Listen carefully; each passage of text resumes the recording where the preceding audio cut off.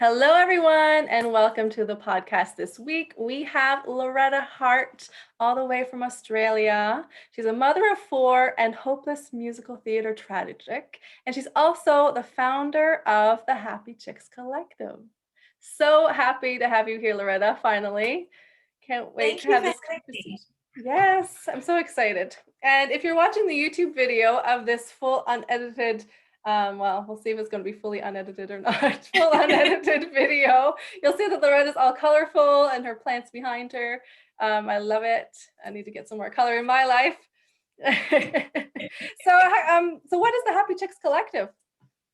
Oh, the Happy Chicks Collective is a group of women who are looking for more in their life. So we talk about more peace, more calm, more confidence, more joy, and more happiness. Often when I chat to chicks about what is it that they would like more of in their life, sometimes they say not this. And I say, yeah, I get it. Like, where they currently are, they don't want any more of that. And all they say less stress. And I'm like, I understand, totally get it. But I always invite them to articulate with the word more. Because when we focus on what we want, that's tend to be where we start to move towards. So the Happy Chicks Collective is a group of women. And I started the group about 5 years ago. It's a Facebook community. And I started with a 21-day happiness challenge, actually. And I didn't really know what I was creating. I was writing a book at the time, and I'm a little impatient. And I was writing this book, and I'm writing and writing. I've written about 20 or 30,000 words, and I was like, oh, is this going to connect? Is this going to really inspire other people to go and find their happiness? So what I decided to do was put the book aside just for 5 minutes. That was 5 years ago, and create a challenge with the ideas that I had in the book. And I put a call out to women all around the world. I got 200 women the first time that came with me on this 21-day journey. And then I did it again, and I got another couple of hundred. And I'm like, okay, well, this is resonating. But the book is still sitting there, and I have gone on to support and work with and to help women bring more of what they want in their life. I love it so much. Yes. So why were you inspired to start that? Well, I was I was writing the book, and really where the book really came from. Yeah. The book was entitled The Busy Chick's Guide to Happiness, because what I was seeing and what I knew for myself is that I was a busy chick. I was a mother. I was a business owner. At that stage, we had a bricks and mortar business, and we were working. It was a 7-day-a-week business. We were working many, many hours, and I was on the go. And my husband actually said to me one night, I remember driving home, and I remember my hands were shaking. My hands were shaking so much from the adrenaline, the cortisol that was just surging through my body, because I was on the go. Part of our business was a cafe, and I used to actually live on coffee and hot chips out of the kitchen, Oh, wow. like, because I was just on the go. And I remember just driving home, my hands were shaking, and I had psoriasis on my hands, like the wheels were falling off big time. And I remember getting home and sitting in the driveway, and I used to sit in the driveway and not get out of the car, because that was a point of my day where no one needed me, when no one was asking me a question, when I could just switch off. And I used to notice that these times in the car were getting longer and longer. And I remember one night I went upstairs, and we had dinner, and had my couple of glasses of red, which I deserved. For those who are listening, I'm doing, quotation marks, because I had deserved these glasses of red because I'd worked so hard. And my husband said, it's not much fun living with a zombie, which really hit hard. Like, I was working hard for our family. I was working hard for our business, but I really got what he meant. Life had become what I would say very beige. Life had become hard, and there was not a lot of joy in it.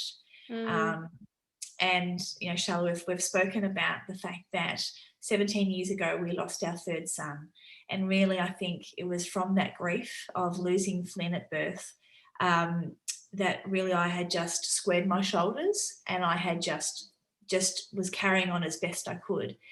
and getting myself further and further into a state of just busy and on the go all the time.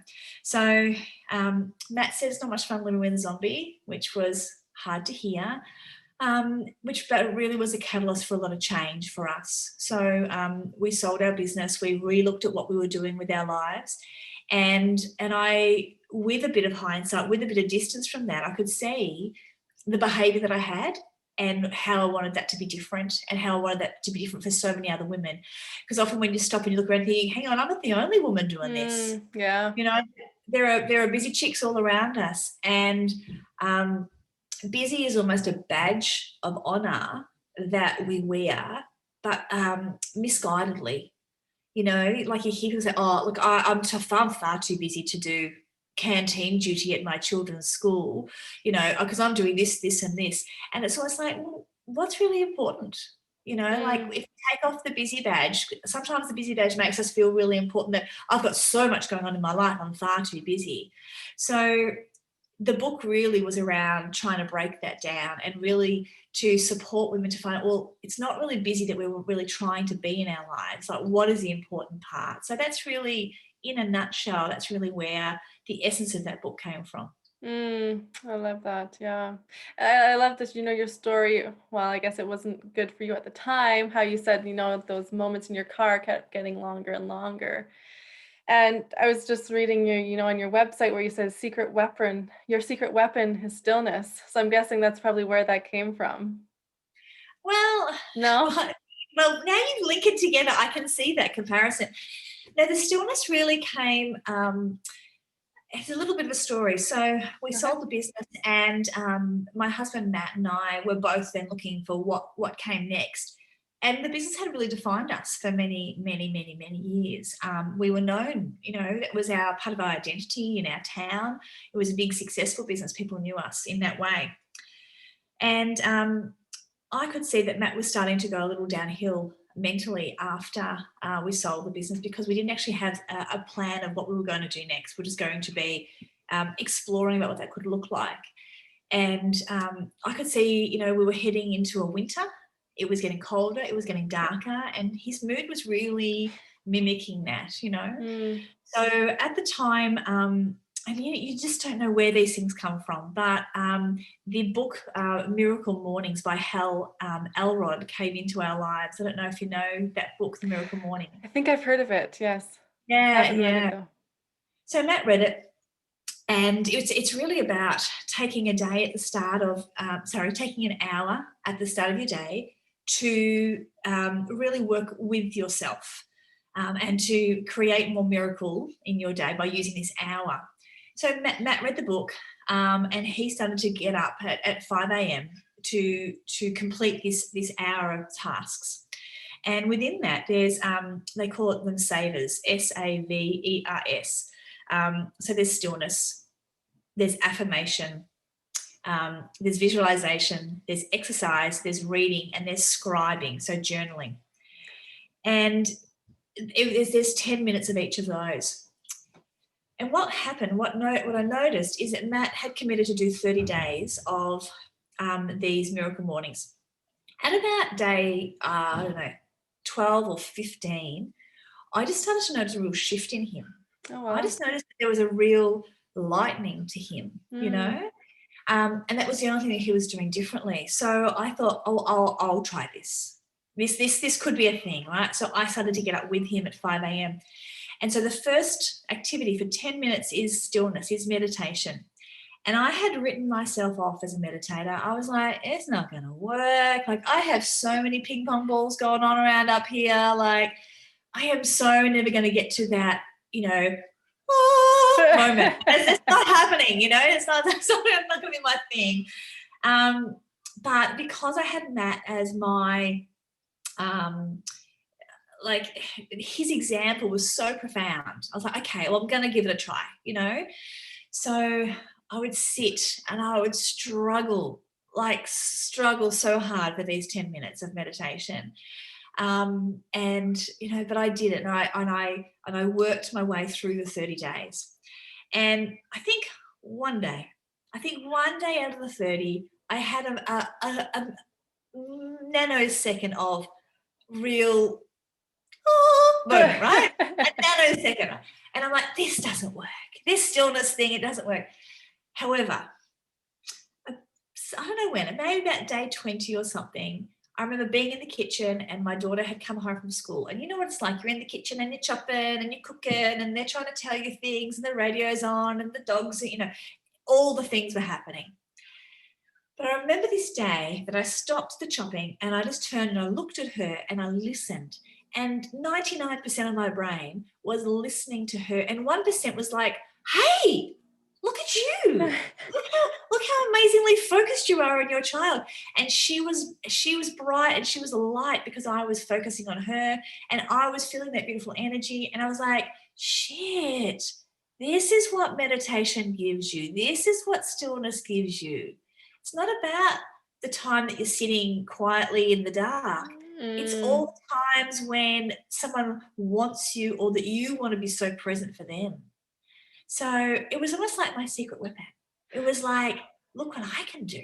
If I practice, in the morning, then during the day, I can be laser focused and present. Do you know what? Sex became better. It's amazing if you are present in sex, what can actually happen as opposed to, right now, I must take that thing over there. Yes, I'm here. Do you know what I mean? Yes, totally. I never heard anyone, talk about it in that way that, they've seen it come over into the rest of their life. But it's true. The more we practice focusing and being calm, the easier it comes. It's just reflexing that muscle. Absolutely. Yes. And so now when I support people in meditation and encourage them to do that, I will use that story and I'll say, like, I was the major skeptic and I thought I couldn't do it. But it's actually not about that moment. It's about all the other moments and how you want to turn up and be present for those. And if you're wanting more connection, if you're wanting to feel more connection with the people around you, then being present in that moment with them is going to give that. And if you need to build that muscle, then let's use the stillness to do that.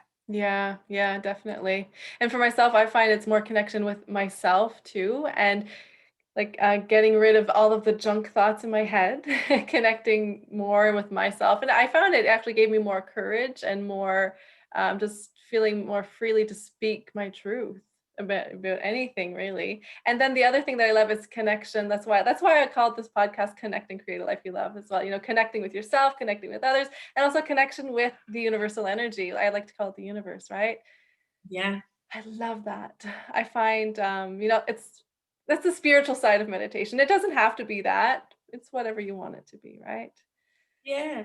And when I'm, talking with women who want to create more, create the more peace, the more joy, the more calm, the more clarity, the confidence, what I find is to be able to create change, you have to have awareness because you can't change what you don't know, right? Exactly. So when I say what would you like more of, often they don't know. They can't articulate it. But when we get to just ground and when we get to connect into ourselves, that's when we get to understand what it is that we would actually like to change or have awareness around, look, this isn't working for me. This part is, but this isn't. So I always say that change actually has two parts in it. There's awareness plus action. Mm-hmm. And the most uncomfortable place to be is in the middle of those two words, to have the awareness around what you want to change and to do nothing about it. That is so uncomfortable. You'd rather be ignorant. You'd rather be just It's not even easier. aware. It's easier that way. It is easier that way. So, and that's what I find is women are seeking and looking because there's an awareness, they're tapping in and they're connecting into what it is that I would rather. And then they're looking for the tools. And that's what we just need. We just need some tools to be able to take some action and take that next step. Mm-hmm. And that's one of my mantras is just take the next step. Just take the next step, even though it can feel scary or it can feel foggy. It's almost like being on a path and you can't see the end of the path because of the fog that's around you. But you know what happens with fog? As you take a step into the fog, you see the bit that's in there. Exactly. And then you take the next step. The fog clears where you are. Yeah. Yeah? Each step you take, you get clearer and clearer. I definitely can relate to that. Just, just the whole business building thing. It's not always clear, but you just keep going and you do what feels right and you move in the direction of what feels right and what brings you joy. And what's been working, That's and right. that's great. But that only happens when you have that connection to self, because you Yeah. don't know what feels right if you're not tuning in here. And I know that you'll probably experience this too. We see a lot of people who are searching and seeking. They're looking outside. They're like, oh, what's that person over there telling me I should be doing? And Mm, really, watching all the YouTube clips and, going down all the rabbit holes and seeking and searching. But like one of my mantras is that, happiness is an inside job, right? It definitely. happens in here and it starts in here, and we get to connect in here first to then determine, well, what is it that I need, so that we're not just, at the whim of the latest fad and trend and, things that are happening in and around us. Mhm. So other than meditation, are there other ways that you, help women to connect with themselves? Oh, yes. If you wanna share a few? Yeah. So, look, I actually believe there are, well, when you say connect to yourself, and my end goal is always about the life that we want to be living. And Mhm. I will use the term happiness, right? That's my catch-all word. And I know that it's a little word for a big old, meaning. If I was to expand happiness, I would say that it is about living a rich and full life where we are, feeling connected, loved, where we're feeling valued, where we're living, true to ourselves and feeling success. So it's a big concept, and I'm Yeah. just going to call it happiness, right? It's almost like all the colors of the rainbow. So when you're living all the colors of the rainbow, right? That's where we're wanting to be moving towards and creating. And for each person, that looks really different. Yeah. Yeah. So Totally. I told you that I started a book about 5 years ago and it went on the shelf and I haven't got back to it. Well, the Mhm. good news is I've started the second book, uh, and I'm writing at the moment, and it's called Happiness Through. And so my premise is that there are many, many ways to happiness. There's Mhm. not just one path. I think sometimes, in our 20s or our 30s, we know how to access our happiness, right? And it might be through connecting with friends or going out or certain aspects of our career or our job. But as we age, things change and our circumstances change. And those pathways may not feel like they're open to us anymore. And then we're like, well, if I can't do those things, like where's happiness? Like, how do I connect in? So Happiness Through is a book where I'm exploring all the different pathways that you can wander down to experience more joy and your happiness. So, actually, yesterday I was writing a chapter. It's still in motion, this book. I was writing a chapter all about focus, which Okay. actually, comes in with meditation a little bit. But what I was really talking about is, for many of us, scatteredness, Mhm. scattered brain, being all over the shop is our daily occurrence. And I can tell you that there ain't no happiness much in there, right? It's not a pathway that you really want to wander down to be picking up nuggets of happiness. So the option really is to start to use the pathway of focus. And when I say focus, I had one friend, she's like, oh, that feels like hard work. I don't want to do stuff that's hard work. And I'm like, well, what about this? What if focus could really be about living with great intention? Like, focus is like, well, what would I love to be moving towards? And having intention around that, and starting the day understanding what it is I'd love to create for myself. Mm. So I use a lot of essential oils. And what I often will do with people is say, at the start of the day, have some essential oils in your bathroom and apply those essential oils with great intention. So choose something that is going to reflect how you want to feel. If you want to feel uplifted, if you want to feel motivated, citruses and peppermints are beautiful. So apply those to your body, rub them into your heart space so that you are starting the day with focus and intention about how it is that you want to be. So Mm. there's little things that we can do that come into our daily behavior. Like you're already in the bathroom, you're already having a shower. Just have those little oils there. Just add them onto that heart space, and with that great intention about how you want to move forward. Yeah. And I think it's really important that you say that, just, taking it in, integrating it into your daily life, because change is hard. It can be very hard. So just anchoring it with something else that you're already doing in your daily life will make it so much easier. And like you said, you will have a good impact as well. Absolutely, That's yeah. great.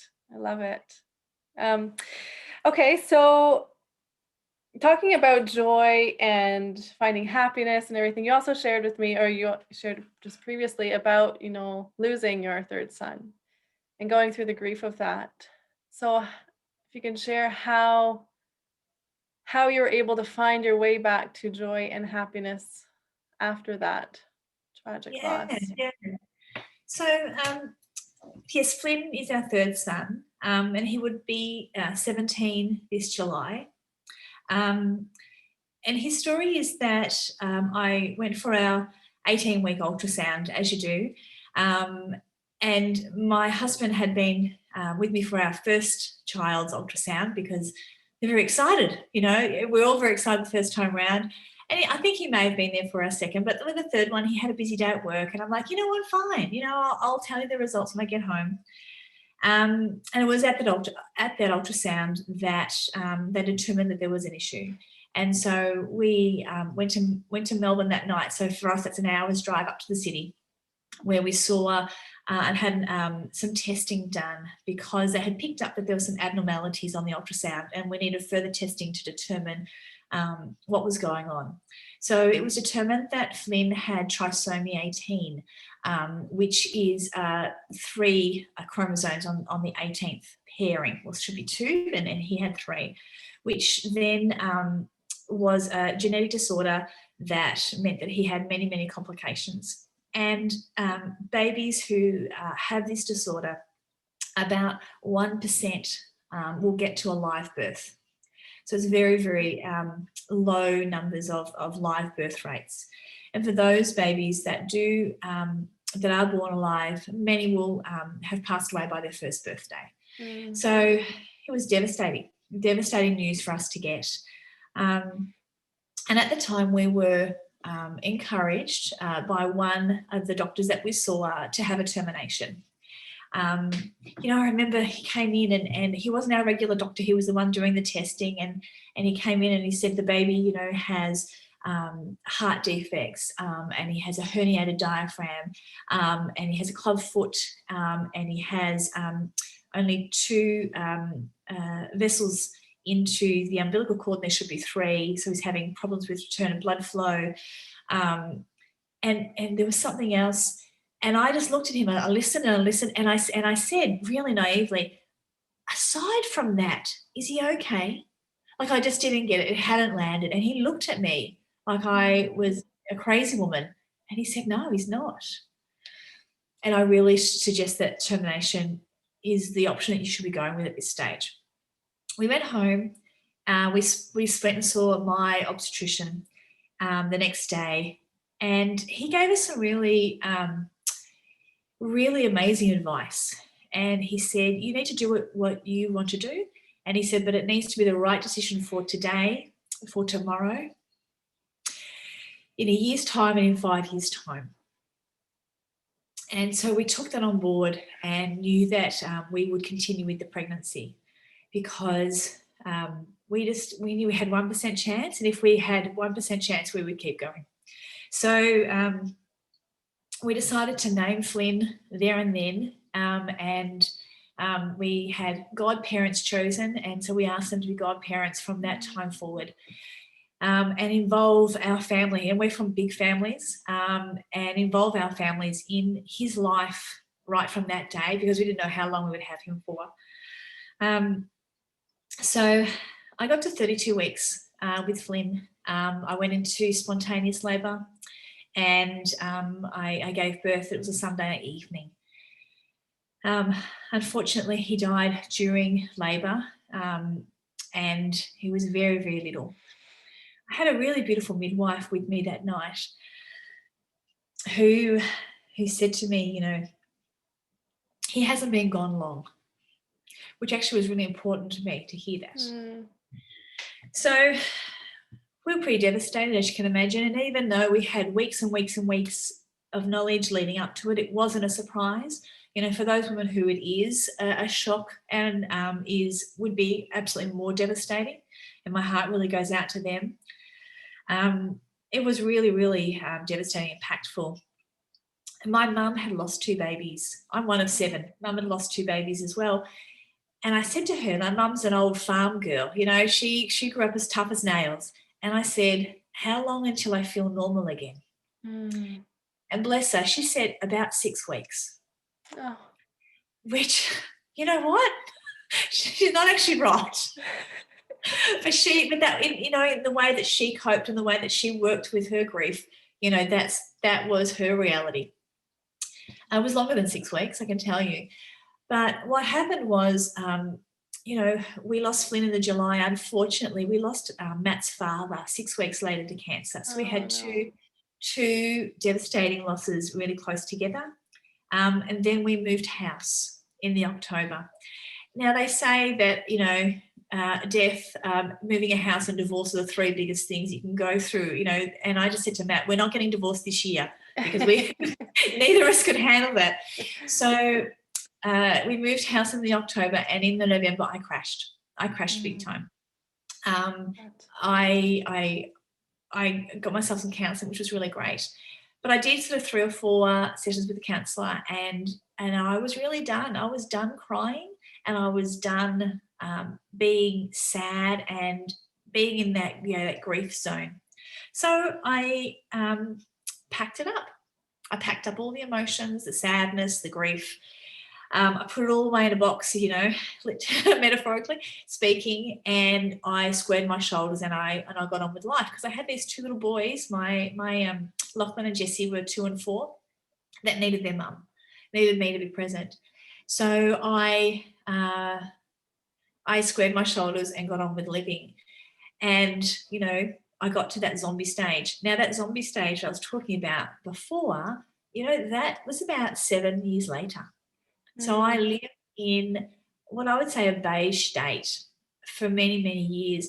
And often I'll say to people, I would be in a room with people, you know, at a party or at a gathering. I could hear what was being said. I could see what was happening.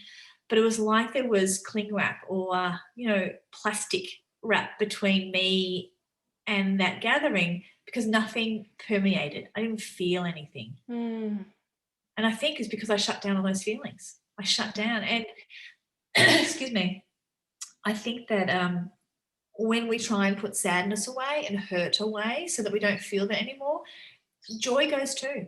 Like, all the emotions go in that box. You can't just pick and choose which ones that you're not going to feel anymore. And so it all gets dampened and suppressed.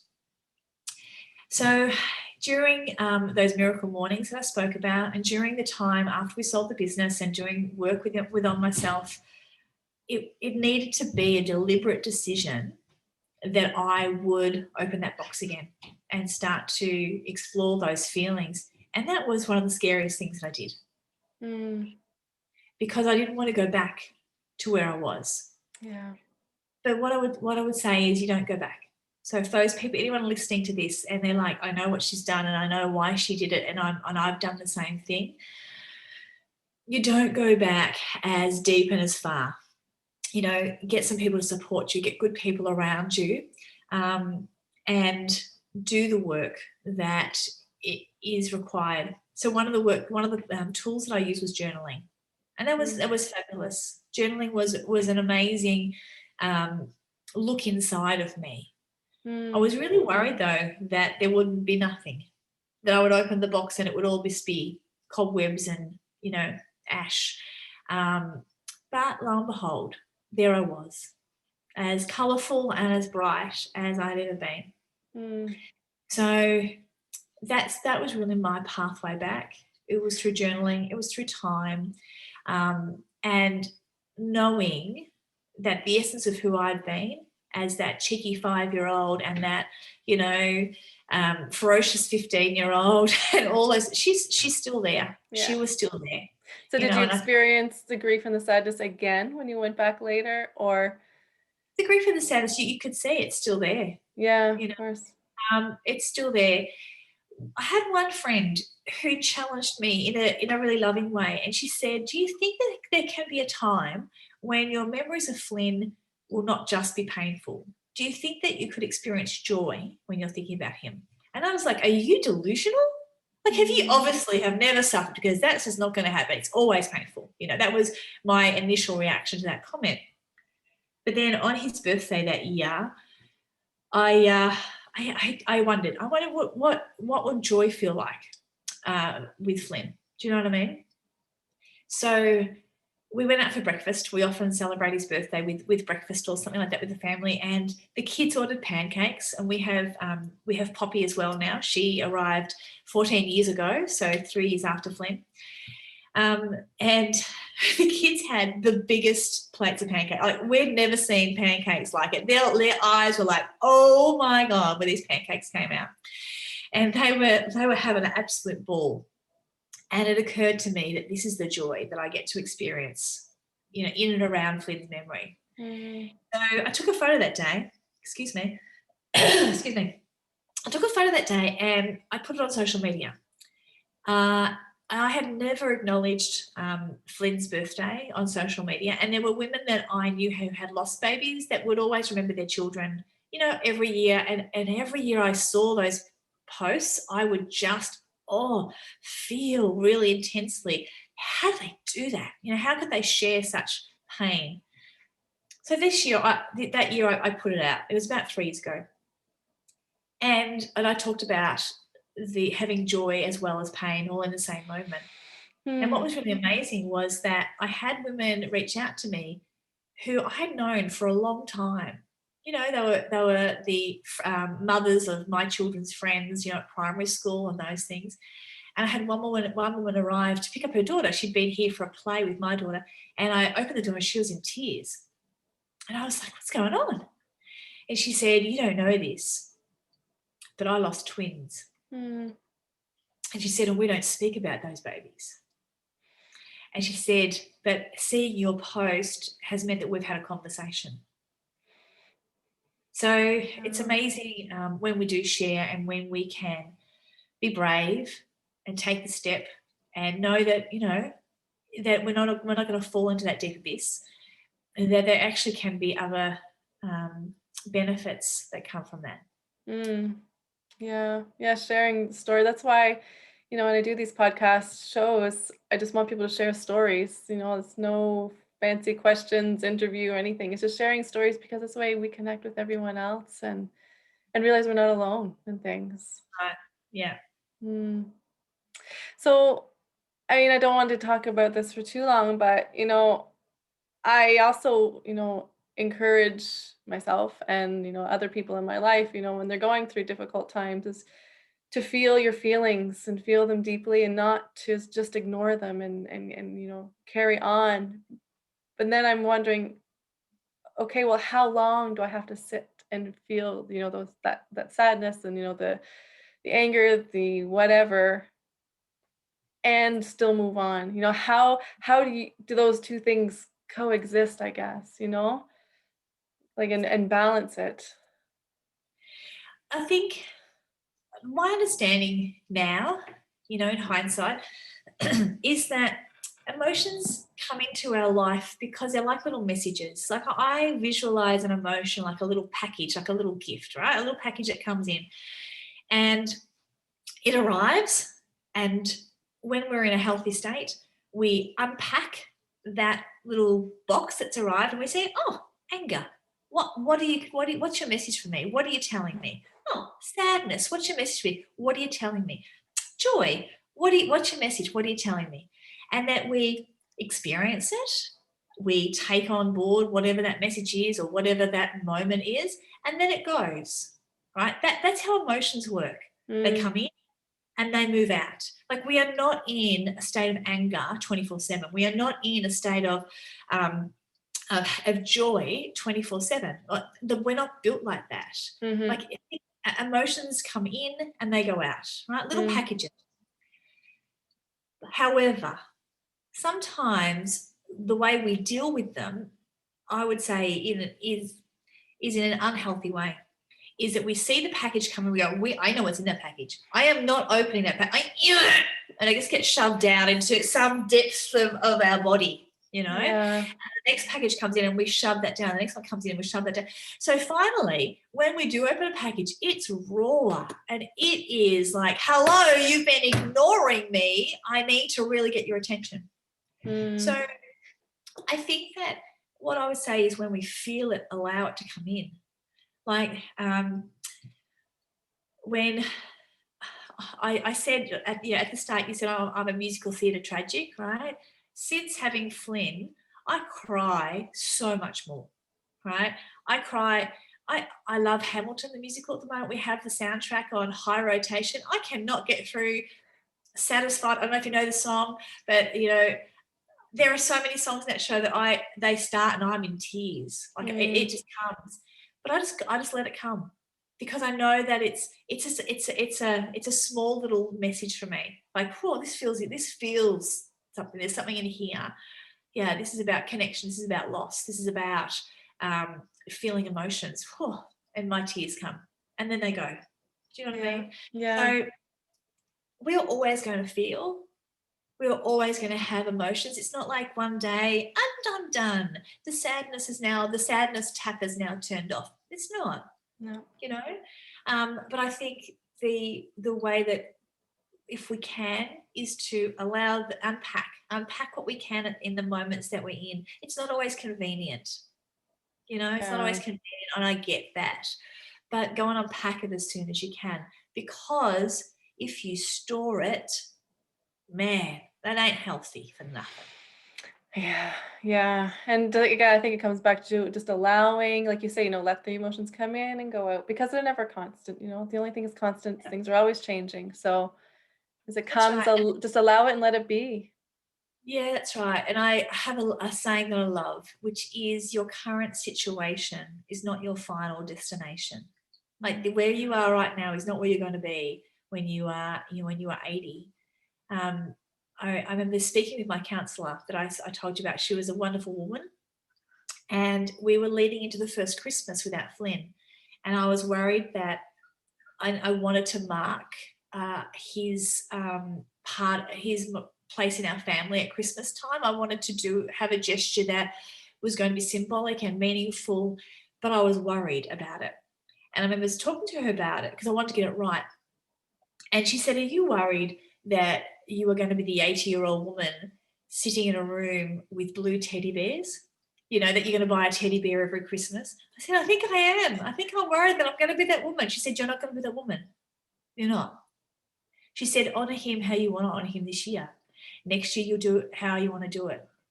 You do not have to have something that you begin and that is going to have to be forever. It's not how it works. She said, do what feels right now.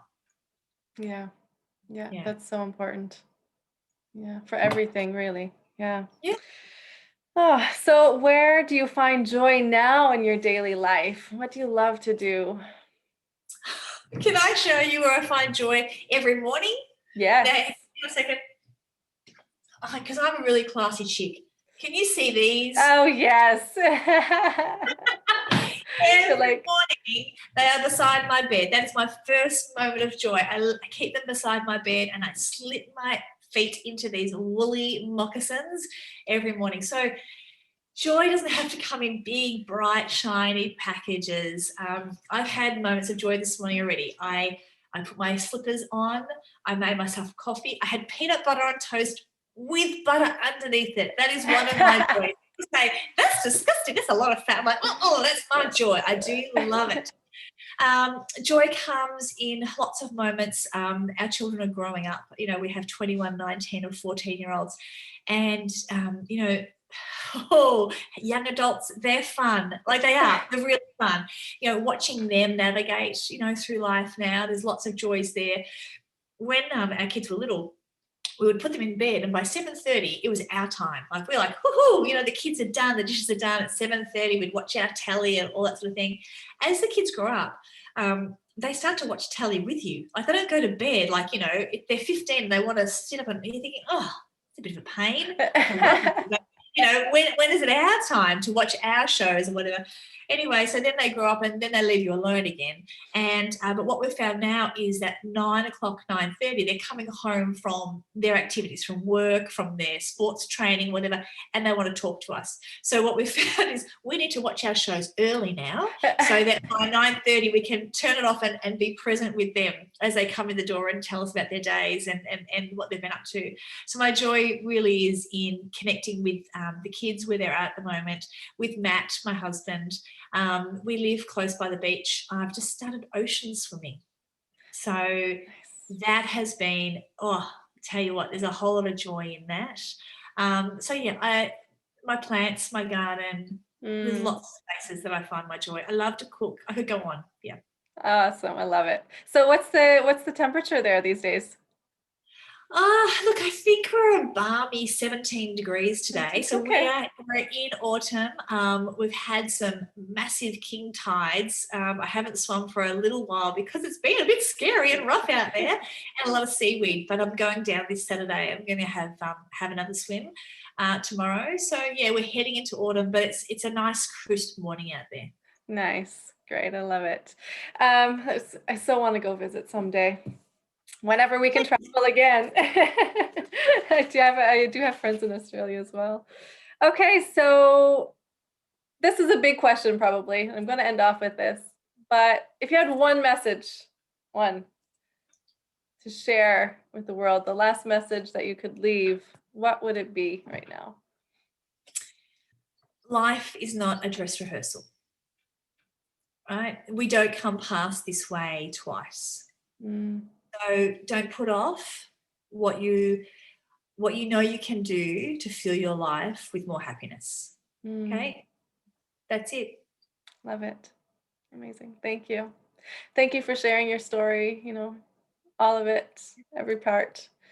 Really appreciate that. And then where can people find you if they want to connect with you online? LorettaHart.com. And Facebook, I'm Loretta Hart. It's really easy. I'm just Loretta Hart wherever you go. Yeah. Loretta Hart on Instagram. It's good having a name that no one else chooses. It's great. But yeah, I have, and on my website, we have a happiness quiz.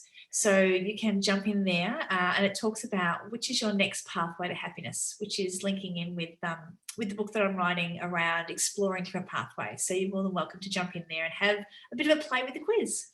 Awesome. Thank you. Stop recording.